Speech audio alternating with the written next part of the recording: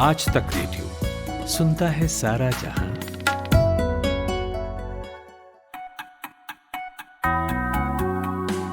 Hello, good morning. 24 अगस्त दिन गुरुवार, आज तक रेडियो के मॉर्निंग न्यूज पॉडकास्ट आज का दिन में आपका स्वागत है। मैं हूं खुशबू कुमार। भारत को कल चांद पर सफलता मिल गई है। चंद्रयान 3 की सॉफ्ट लैंडिंग हो चुकी है।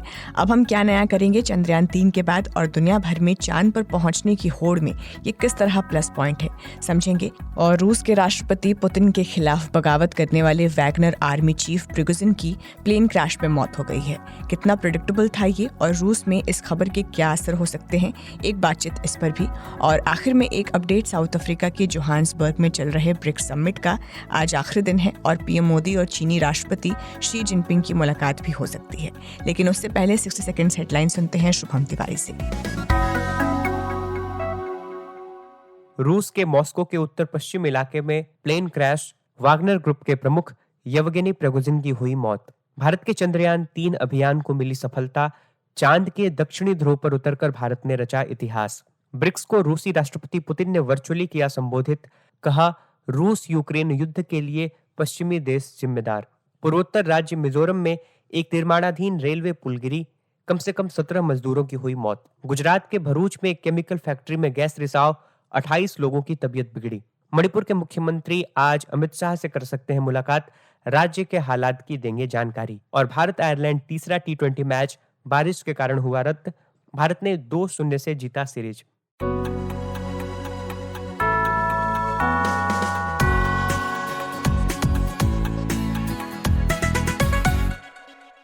इसरो के पूर्व चीफ जी माधवन नायर ने अपनी ऑटोबायोग्राफी में एक किस्सा लिखा है। ये किस्सा तब का है जब भारत 2008 में चांद पर पहली बार जाने की तैयारी में था। राष्ट्रपति डॉक्टर APJ अब्दुल कलाम ने नायर से पूछा कि हम दुनिया के सामने कैसे साबित करेंगे कि हम चांद पर पहुंच गए हैं। एवरेस्ट और एंटार्क्टिका जैसे मिशन में तो हमने झंडा फहरा कर ये किया था, लेकिन चांद के केस में क्या सिर्फ हमारे पास डिजिटल डेटा होगा? नायर, क्या तुम्हें नहीं लगता कि हमें कुछ और करना चाहिए? इस किस्से को 15 साल बीत चुके हैं। कलाम के उस कुछ और को पूरा करने के लिए चंद्रयान 3 अब चांद पर है। 14 जुलाई 2023 को भारत ने अपना मून मिशन लॉन्च किया था, जिसका नाम था चंद्रयान 3। लॉन्च के बाद सबकी नजरें थीं इसकी लैंडिंग पर। कल लैंडिंग भी सफल रही। वहां से अब चंद्रयान ने फोटो भी भेजनी शुरू कर दी है। चांद के साउथ पोल पर लैंड करने वाला भारत पहला देश बन गया है। रूस के चांद पर मिशन लूना के फेल हो जाने के बाद भारत के लिए ये और बड़ी उपलब्धि हो जाती है, क्योंकि इस लिहाज से सबकी नजरें भारत पर थीं। अब सारे सवाल इससे जुड़े हुए हैं कि चंद्रयान 3 भारत के लिए क्यों अहम है इतना। चांद पर भारत के अब तक के सफर को देखते हुए अब हम क्या क्या नया करेंगे चंद्रयान 3 की सफलता के बाद, ये पूछा मैंने आज तक.in में साइंस जर्नलिस्ट ऋषिक मिश्रा से। देखिए, अभी लैंडिंग के बाद जो है काफ़ी धूल उड़ी होगी वहाँ पे, मून डस्ट बोलते हैं उसको सेटल होने में थोड़ा सा टाइम लगेगा। और जब वो बैठ जाएगी सतह पे धूल, तब लैंडर का पेट खुलेगा, वहाँ से प्रज्ञान बाहर आएगा। तब तक लैंडर के कुछ इंस्ट्रूमेंट्स काम करते रहेंगे, प्लाज्मा की स्टडी, टेम्परेचर की स्टडी, सतह की स्टडी। रोवर बाहर निकलेगा तो वो चांद की सतह पर मौजूद खनिजों की और रासायनिक जांच, ये 2 काम वो करेगा। लैंडर सूरज से आने वाले प्लाज्मा और रेडिएशन की जांच करेगा। भूकंपीय जो गतिविधियां होती हैं, हल्की भूकंप की तरंगें जो होती हैं, उनको नापेगा। और इसके अलावा कुछ केमिकल एनालिसिस वो भी करेगा। ये अगले 14 दिन चलने वाला है। ऋचिक, एक सवाल आपसे मेरा एस सोमनाथ पर, इसरो के चीफ और इस पूरे सफलता के मैन ऑफ द मोमेंट, थोड़ा उनके और उनके करियर के बारे में भी आप बताइए। देखिए, डॉक्टर एस सोमनाथ, पूरा नाम है इनका श्रीधर पनिक्कर सोमनाथ। 1963 में पैदा हुए थे, तो मेरे ख्याल से करीब 60 साल के आसपास की एज होगी। तिरुवनंतपुरम में जो लिक्विड प्रोपल्सन सिस्टम सेंटर है उसके डायरेक्टर रहे हुए हैं। वहीं पे मौजूद विक्रम साराभाई स्पेस सेंटर है, उसके भी डायरेक्टर रहे हुए हैं। आखिरी पोस्ट उनकी वही थी इसरो चीफ बनने से पहले। 2019 में वो विक्रम साराभाई स्पेस सेंटर के डायरेक्टर थे। और इनके जो पिताजी थे वो वी श्रीधरा पनिक्कर, वो अपने इलाके के उस समय के मशहूर हिंदी टीचर थे। सोमनाथ IIT या IIM जैसे इंस्टीट्यूट में पढ़े हुए नहीं हैं, वो छोटे शहर का जो छोटा सा कॉलेज होता है उस तरह के इंजीनियरिंग कॉलेज में पढ़े हैं। उनकी मैकेनिकल इंजीनियरिंग उन्होंने की है Thangal Kunju Musaliar college of engineering Kollam में, केरल यूनिवर्सिटी के अंतर्गत आता है। फिर इंडियन इंस्टीट्यूट ऑफ साइंसेज में उन्होंने एरोस्पेस इंजीनियरिंग का कोर्स किया। इसके ठीक बाद ही वो विक्रम साराभाई स्पेस सेंटर जो है वहाँ पे उन्होंने बतौर साइंटिस्ट ज्वाइन किया, और तब से लगातार, मतलब 1985 के अराउंड उन्होंने ज्वाइन किया था, तब से अब तक वो कॉन्टीन्यूसली कई सारे मिशन में शामिल रहे हैं। और 2010 में GSLV Mark 3 रॉकेट बनाने वाली जो टीम थी उसके सबसे प्रमुख सदस्य यही थे। जी, और रुचिक, दुनिया भर में इस वक्त एक होड़ सी है चांद को लेकर, यहाँ तक कि बिजनेसमैन भी इस होड़ में शामिल हो चुके हैं। तो इस ग्लोबल जो ये होड़ लगी हुई है चांद पर पहुँचने की, चंद्रयान 3 की जो सफल लैंडिंग है वो भारत के लिए क्यों ज़रूरी थी, और मिशन की सफलता भारत को ग्लोबली कहाँ पहुँचाती है जहाँ बाकी देश नहीं हैं? देखिए, जो 3 देश इससे पहले सॉफ्ट लैंडिंग कर चुके हैं, अमेरिका, सोवियत संघ जो अभी रूस कहलाता है, और चाइना, तीनों के बाद चौथा देश बनना ये अपने आप में सम्मान की बात है। मतलब भारत के पास अपनी स्वदेशी तकनीक है जिसके जरिए वो उतर सकता है, क्योंकि ऐसी तकनीक कोई भी देश किसी दूसरे देश को नहीं देता। तो इस मामले को लेकर के दुनिया में एक तो देश का सम्मान बढ़ा है। दूसरा, इसरो का सम्मान इसलिए बढ़ गया क्योंकि इसरो दुनिया की सबसे किफ़ायती स्पेस एजेंसी है, सस्ते लॉन्चेस करती है, 35 देशों के करीब 450 से ज़्यादा विदेशी सैटेलाइट छोड़ चुकी है, 16,500 की टीम है वैज्ञानिकों, इंजीनियरों की, जो कॉन्टीन्यूसली किसी भी प्रोजेक्ट में जब लगते हैं तो गारंटी 100% रहती है। तो ये जो भरोसा है ना, ये बढ़ेगा। आर्टेमिस अकॉर्ड साइन किया है इसरो ने नासा के साथ, तो आगे के जो फ्यूचर मिशन होंगे उसमें हो सकता है कि नासा जैसी बड़ी एजेंसी जो है वो इसरो से कहे कि आप हमारे लिए एक पर्टिकुलर कोई यंत्र बना दो या पेलोड बना दो, उन्हें सस्ता पड़ेगा। तो कॉमर्शियली ये फ़ायदे वाला सौदा है, सम्मान के हिसाब से भी फ़ायदे वाला सौदा है। और अगर आम इंसानों के फ़ायदे की बात करें तो चंद्रयान और मंगलयान जैसे जो स्पेसक्राफ्ट जाते हैं उनके अंदर जो यंत्र लगाए जाते हैं, पेलोड्स जिनको कहते हैं, वो बाद में मौसम, संचार, डिफेंस और कार्टोग्राफी, नक्शे बनाने वाली जो सैटेलाइट्स होते हैं उनमें इस्तेमाल होता है। बहुत बहुत शुक्रिया रुचिक।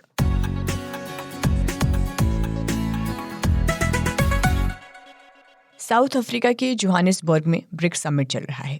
आज आखिरी दिन है। संगठन के सभी सदस्य देश इसमें पहुंचे हैं। रूस के राष्ट्रपति पुतिन ब्रिक्स में शामिल होने नहीं आए। रूस से बाकी देशों के लिए यही बड़ी खबर थी। लेकिन कल जब हम और आप सो रहे थे तो एक खबर आई कि पुतिन के खिलाफ कुछ महीनों पहले बगावत करने वाले वैगनर आर्मी के चीफ येवगेनी प्रिगोजिन एक प्लेन क्रैश में मारे गए। अफवाहों की शक्ल में ये खबर रात भर चर्चा में रही। फिर रूसी एजेंसियों ने इसे कंफर्म किया कि प्रिगोजिन भी हादसे का शिकार हुए प्लेन में थे। रूस के ऊपर आरोप है कि प्लेन क्रैश में उसका हाथ है। एक आरोप और है, अंतर्राष्ट्रीय मीडिया में चर्चा का केंद्र है कि प्रिगोजिन की मौत पहले ही हो चुकी थी। प्लेन क्रैश की शक्ल में ये अब बाहर आई है। आज तक रेडियो ऐसे किसी भी दावे की पुष्टि अभी फिलहाल नहीं करता, लेकिन प्रिगोजिन की मौत की खबर अगर सही है तो ये कितना प्रेडिक्टेबल था। पुतिन पर प्रिगोजिन की बगावत की वजह से आए खबरों को देखते हुए पूछा मैंने JNU में रशियन स्टडीज पढ़ाने वाले राजन कुमार से।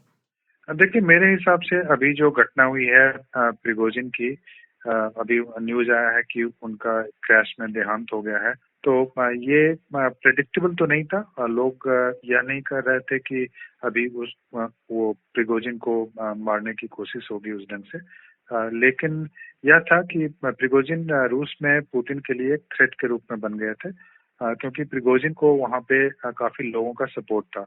लोगों का मानना था कि प्रिगोजिन ने रशियन आर्मी को काफी मदद की थी यूक्रेन में, यूक्रेनियन आर्मी के विरोध में। लेकिन चूंकि रशिया का जो हिस्ट्री है, आप जानते हैं कि रशिया में जो स्टेट है, ऑथोरिटेरियन जो लीडर है, वो वहाँ पे राइवल पावर कोई इमर्ज करे, इसको वो सपोर्ट कभी नहीं करते हैं। तो उस हिसाब से ये जो घटना है इसको दिखाता है कि, और इसमें शक की सुई स्टेट पे जाती है, क्योंकि बहुत सारे इस ढंग के पहले भी केसेस हुए हैं जिसमें कि ब्लेम किया गया है कि स्टेट या पुतिन डायरेक्टली उसमें इन्वॉल्व थे। तो इस ढंग की बातें अभी और तेज हो जाएंगी क्योंकि प्रिगोजिन एक थ्रेट के रूप में तो थे रूस में, खासकर पुतिन के रिजीम के लिए, क्योंकि उनको पॉपुलर सपोर्ट काफी ज्यादा था वहाँ पे अभी भी। उस म्यूटनी के बाद भी पॉपुलर सपोर्ट काफी ज्यादा था, और वो रूस के जो लीडर हैं उनके लिए उनको बर्दाश्त करना काफी मुश्किल था। अब उनका क्या रोल है नहीं है यह तो प्रूव करना कभी भी मुश्किल होगा, बाद में ही मुश्किल होगा कि एग्जैक्टली कैसे इसको एग्जीक्यूट किया गया है। लेकिन यह जरूर है कि जो शक की सुई है ये पुतिन की तरफ जाएगी, और खासकर जो पश्चिमी देश हैं वो पुतिन को ही रिस्पॉन्सिबल मानेंगे इस घटना के लिए। राजन जी, हमने पहले भी आपसे बात की थी जब प्रिगोजिन की बगावत की खबर आई थी। रूस में जिस समर्थन की बात थी प्रिगोजिन के लिए, उस लिहाज से इस खबर के असर क्या देखते हैं आप? जी, मैं अभी कुछ दिन पहले रूस गया भी था, और अभी भी वहाँ के जो रूस के स्कॉलर हैं उनसे मेरी बात हो रही थी। तो उसमें जो लग रहा है कि वहाँ पे भी लोगों में आक्रोश है। लोग वहाँ पे खुश नहीं है इस बात को लेके। वो चाहते एक चूंकि प्रिगोजिन की आर्मी ने जो वहाँ पे उनके जो मर्सिनरीज थे उसने वहाँ पे काफी इम्पोर्टेंट रोल प्ले किया था बाखमुत में। तो वैसे में प्रिगोजिन ये वहाँ के लोग में भी आवेश है। प्रोटेस्ट के कितने चांसेस हैं यह तो देखना पड़ेगा, लेकिन एक अच्छी खासी वहाँ पे जनसंख्या है जो कि इस अभी जो हुआ है जो ये पुतिन को जिम्मेदार मानेंगे, और उनको लगेगा कि पुतिन ने अपना रास्ता साफ करने की कोशिश की है वहाँ पे, और बिल्कुल खुश नहीं है। अब प्रोटेस्ट जैसे नॉर्मल अगर कोई डेमोक्रेसी होता तो वहाँ पे प्रोटेस्ट होते, बहुत सारे जो इंक्वायरी, जुडिशियल इंक्वायरी की बात होती, लेकिन रूस उस ढंग का स्टेट नहीं है। रूस एक ऑथोरिटेरियन स्टेट है, और खासकर वॉर के बाद में और भी ज्यादा रिप्रेसिव और ऑथोरिटेरियन बनता जा रहा है। तो वैसी स्थिति में मुझे लगता है कि लोगों में आक्रोश तो है, लेकिन क्या वो प्रोटेस्ट का फॉर्म लेगा यह कहना मेरे लिए अभी थोड़ा मुश्किल होगा। बहुत बहुत शुक्रिया राजन कुमार।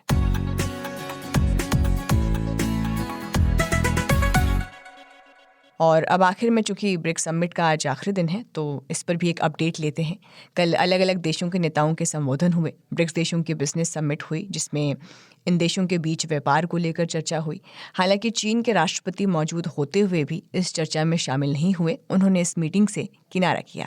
आज फिर से ब्रिक्स की समिट में चर्चाओं मुलाकातों का दौर शुरू होगा। अंतिम दिन है आज, सो शी जिनपिंग और प्रधानमंत्री नरेंद्र मोदी की द्विपक्षीय वार्ता भी हो सकती है। मैंने अमेरिका की डेलावेयर यूनिवर्सिटी में प्रोफेसर और अंतर्राष्ट्रीय मामलों के जानकार मुक्तदर खान से बात की और पूछा कि ब्रिक्स की स्थापना से लेकर इसके 15वें समिट तक क्या बदला है और इस समिट के अंतिम दिन तक क्या हासिल रहा। देखिए, ब्रिक्स एक छोटा सा इदारा है जिसमें पहले 4 मुल्क थे, ब्राज़ील, रशिया, इंडिया और चाइना, जिनकी जीडीपी ग्रोथ 2005-7 के करीब 2007-8-9 में काफ़ी तेज़ थी, क्लोज टू 8-9%। और ये ग्लोबल साउथ के इमर्जिंग मार्केट से, जहाँ पे इन्वेस्टर्स खासतौर से वेस्ट से वेर इंटरेस्टेड इन इन्वेस्टिंग। लेकिन 2008-9 के करीब इन्होंने एक फॉर्मल ऑर्गेनाइजेशन बना दिया ब्रिक, और फिर 2010 में साउथ अफ्रीका को ऐड करके वो ब्रिक्स हो गया है।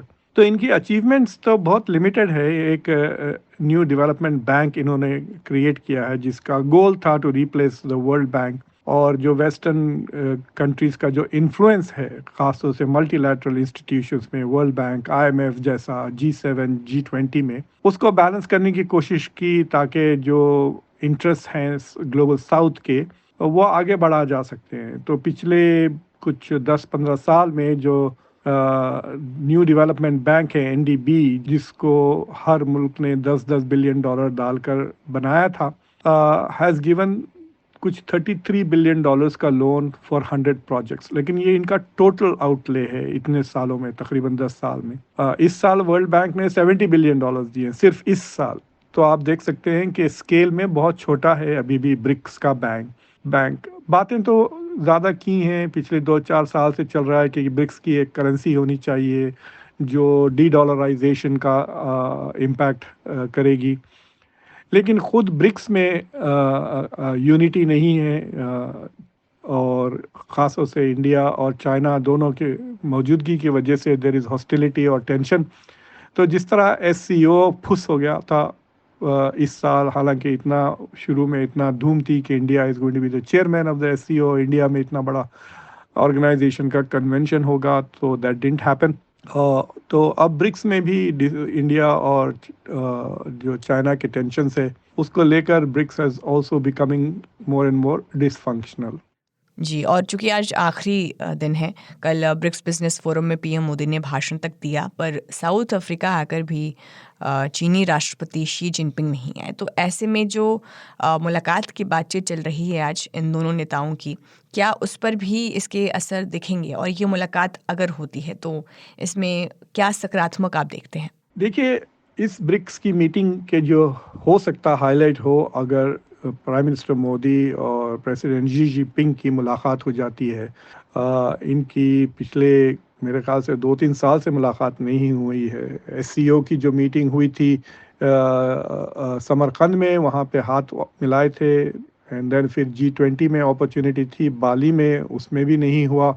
एससीओ की जो इंडिया में मीटिंग हुई वो तो वर्चुअल हो गई थी। तो this is a chance after 2-3 years, खासतौर से गलवान के बाद, फॉर इंडिया एंड चाइना के heads of states to meet. जो बॉर्डर पे जो डिस्कशन हो रहे हैं मिलिट्री टू मिलिट्री, उसकी जो 19th मीटिंग हुई है तो उसमें प्रोग्रेस तो ज़्यादा नहीं हुई, लेकिन कुछ अंडरस्टैंडिंग है। और ये फैक्ट के 19 मीटिंगें हो चुकी है between the two military outfits shows के एटलीस्ट कुछ लो लेवल के डायलॉग तो चल रहा है। तो अब ये एक्सपेक्ट किया जा रहा है कि अगर शी जिनपिंग और नरेंद्र मोदी की मीटिंग हो जाती है, ख़ास तौर से G20 की समिट से पहले, तो it could be a breakthrough meeting, जिसमें जो इंडिया और चाइना के बीच में जो ताल्लुकात ख़राब हो रहे हैं, it is going to impact India की strategic alignment with the west. तो पीपल आर एक्सपेक्टिंग कि कुछ प्रोग्रेस हो। जो सबसे अहम बात है कि इंडिया और चाइना के बीच में जो ट्रेड है वो अभी भी बरकरार है। इस साल भी एक्सपेक्टेड है कि it will be more than $120 billion.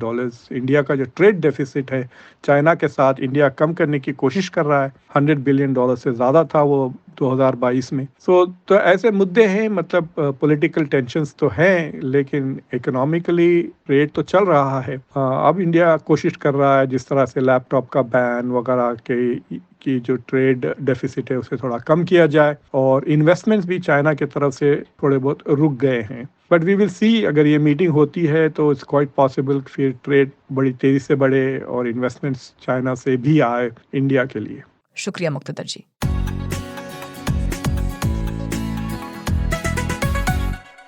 और अब वक्त हो चला है देश दुनिया की अखबारों में छपी आज की बड़ी खबरों को सुनने का। सुनते हैं शुभम तिवारी से। Good morning Shubham. Good morning. आज के अखबारों का हाल ये है कि सभी अखबारों पर चांद उतर आया है। हिंदुस्तान अखबार पहला पूरा पन्ना चांद की तस्वीर और चंद्रमा के दक्षिणी ध्रुव पर भारत के उतरने की कामयाबी की कहानी से भरा पड़ा है। हेडलाइन है, चांद पर हिंदुस्तान हमारा। कल 4 चरणों में ये सॉफ्ट लैंडिंग हुई और अमेरिका, चीन और रूस के बाद चांद की सतह पर उतरने की उपलब्धि अब भारत को हासिल है। लेकिन दक्षिणी पोल पर ध्यान रखें, उतरने वाला भारत पहला मुल्क बन गया है। अखबारों ने इस कामयाबी के 5 मायने लिखे हैं, जिनमें एक ये कि इससे ब्रह्मांड के रहस्य खुलेंगे। दूसरा, भारत की जो अंतरिक्ष अर्थव्यवस्था है वो 2040 तक $100 अरब के पार पहुंच सकती है। इसके अलावा आत्मनिर्भरता, जो स्वदेशी उपकरण है उसकी ताकत में मदद मिलेगी। चौथी बात कि AI और रोबोट की भूमिका बढ़ेगी। और 5वीं बात कि इस सफलता के बाद दुनिया में भारतीय वैज्ञानिकों का दमखम बढ़ेगा।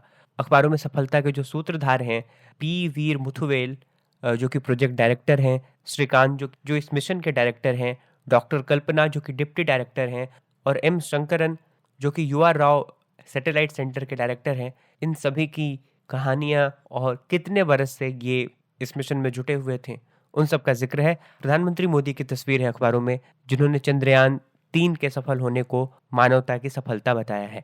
वहीं खबर यह भी कि ब्रिक्स के विस्तार का पूरा समर्थन करता है भारत।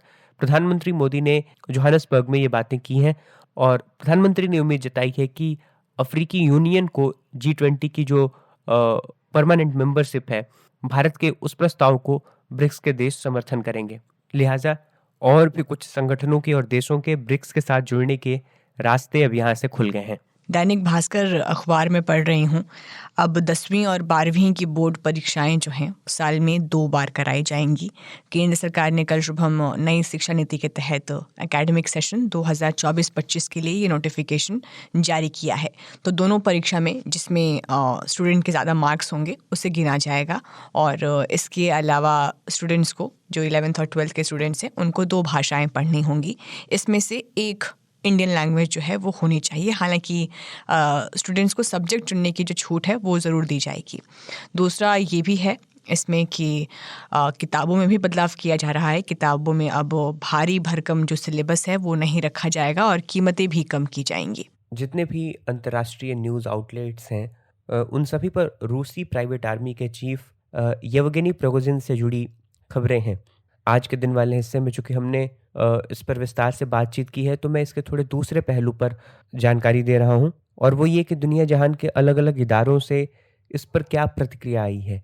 बीबीसी ने हालांकि जो निजी विमान दुर्घटनाग्रस्त हुआ और उसमें सवार सभी 10 लोगों के मारे जाने की बात की, लेकिन बीबीसी ने अब तक प्रिगोजिन के मरने की पुष्टि नहीं की है। हाँ, विमान यात्रियों की सूची में प्रिगोजिन का नाम जरूर है।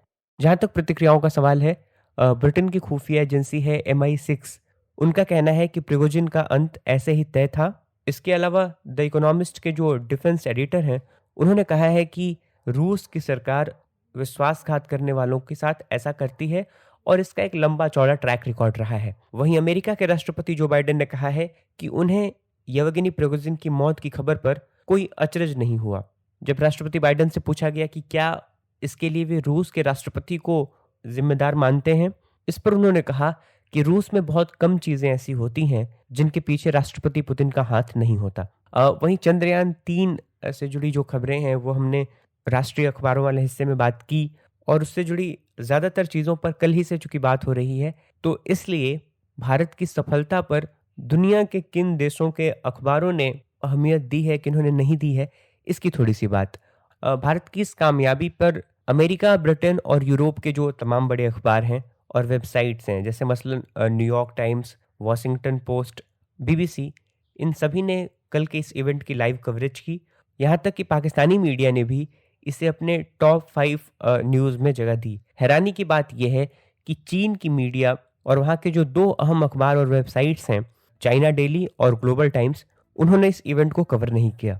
और चलते चलते आपको बता देते हैं आज 24 अगस्त का इतिहास। तो आज ही का वो दिन था जब 1608 में ईस्ट इंडिया कंपनी का पहला जहाज हेक्टर सूरत के तट पर पहुंचा था। 1993 में आज ही के दिन पॉप स्टार माइकल जैक्सन के खिलाफ लॉस एंजलिस पुलिस ने यौन शोषण के आरोपों की जांच शुरू की थी। 1891 में थॉमस एडिसन ने काइनेटोग्राफिक कैमरा और काइनेटोस्कोप के लिए पेटेंट आवेदन दाखिल कराया। तो फिलहाल आज के लिए इतना ही। आपसे कल फिर मुलाकात होगी। इस पॉडकास्ट को प्रोड्यूस किया है रोहित त्रिपाठी ने। साउंड मिक्सिंग का जिम्मा था नितिन रावत के पास। खुशबू कुमार के साथ थे आप। नमस्कार।